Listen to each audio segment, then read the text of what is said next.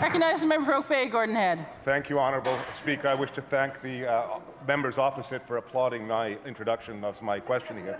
Honourable Speaker, it's become perfectly clear to everyone in this House, and frankly everyone in British Columbia, that this government's plans for LNG have been nothing short of a monumental failure. There is no backup plan, and the government is void of ideas and in desperate need of help, Honourable Speaker. Honourable Speaker, as leader of the BC Green Party, a party that cares about social, economic and environmental prosperity for all British Columbians, I visited Prince George earlier this month, and I was struck by the potential for this region. Honourable Speaker, Prince George is the home of a first-class research university, the hub for northern BC's forestry and natural resource sectors, and on the rail line from Port of Prince Rupert to Chicago, one of the greatest distribution centres in North America. Honourable Speaker, the cooler climate of Prince George, relative to other jurisdictions on the West Coast, also offers it certain unique advantages. My question, Honourable Speaker, through you to the Minister of Technology, Innovation and Citizen Services is simple. Has this government considered providing broadband redundancy for the Prince George region? Minister of Technology and Innovation.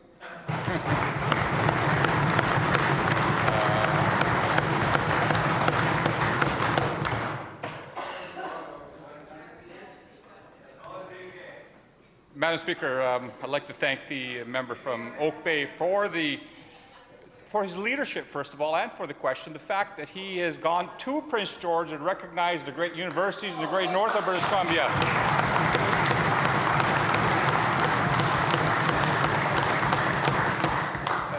Perhaps those to his right could learn from that leadership and go realize that there's more to this province than those 4 or 8 or 10 square blocks in downtown Vancouver, Madam Speaker.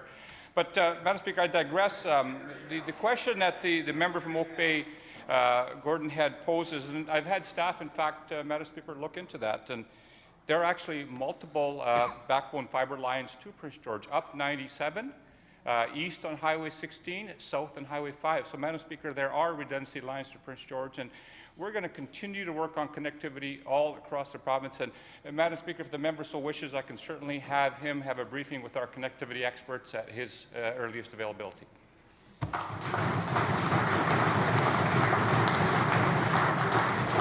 Oak Bay, Gordon Head on a supplemental. Well, thank you, Honourable Speaker. In fact, the broadband redundancy does not exist in Prince George as we speak. Honourable Speaker, bringing the typically urban-based tech and typically rural-based resource sector together through partnership and innovation will play a vital role in a 21st century economy that builds on British Columbia's strategic advantage. Prince George is an obvious strategic location for such growth, but in order for this to happen, it's critical that broadband redundancy exists in the region, high-speed broadband redundancy. Honourable Speaker, the government launched a $5 million ad campaign promoting its actions this past November, but instead of promoting the slogan, "Our opportunity is here," Honourable Speaker, the government could actually create that opportunity in investing in needed infrastructure to benefit BC's northern communities. Honourable Speaker, at $20,000 to $25,000 per kilometre, a 300-kilometre distance would cost a mere, from Prince George to Chetwynd, would cost a mere $6 to $7.5 million to lay. Honourable Speaker, tech investors, data distribution centres and other innovators will not invest substantively in Prince George until broadband redundancy exists. And the best part about this opportunity, Honourable Speaker, is that it cost to government is small and the potential benefits are unbounded. Honourable Speaker, through you to the Minister of Technology, Innovation and Citizen Services, my question is simple. Will the government commit to invest the $6 million to $7.5 million today required to ensure high-speed broadband redundancy for Prince George and so real, sustainable and diversified economic prosperity to the north? And if not, why not? Minister for Technology, Innovation and Citizen Services.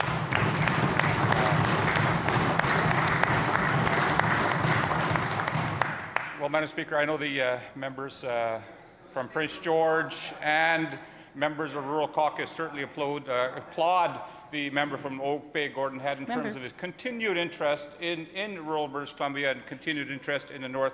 But, Madam Speaker, as I said, there is multiple backbone fibre lines to Prince George, but let's look beyond that, Madam Speaker. The member will certainly recall the additional $10 million committed to increase connectivity all across British Columbia. We're at 94%, Madam Speaker. We're at 94% right now.